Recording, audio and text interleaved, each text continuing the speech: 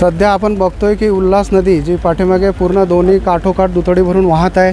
प्रशासनाच्या माहितीनुसार आणि वेळोवेळी अपडेटनुसार जिल्हाधिकारी कार्यालय यांच्यापासून ते बॅरेजची जी यंत्रणा आहे आपली त्यांच्यापासून सध्या जी नदीची पातळी आहे गेल्या 2 तासापासून 16.10 मीटरपर्यंत आहे। जे आपल्याला इशारा पातळी आपण वॉर्निंग लेवल म्हणतो ती 16.5 मीटर आहे, ती अजून क्रॉस झालेली नाही आहे। पाऊस पडण्याचं प्रमाण थोडं बारीक पाऊस पडतोय, त्यामुळे पाऊस पडण्याचं प्रमाण कमी झालेलं आहे। परंतु नदीची जी पातळी आहे आपण बघतो ही वरच्या पडणाऱ्या पावसावर डिपेंड असते। म्हणजे जो आपला पूर्ण हा सह्याद्रीचा पट्टा म्हणा, कर्जत, खालापूर, खोपोली हा जो परिसर आहे त्या भागामध्ये जर प्रचंड पाऊस झाला तर साहजिकच आपल्या नदीचं सुद्धा पाणी वाढते आणि ते वॉर्निंग लेवल आणि नंतर डेंजर लेवल क्रॉस होते।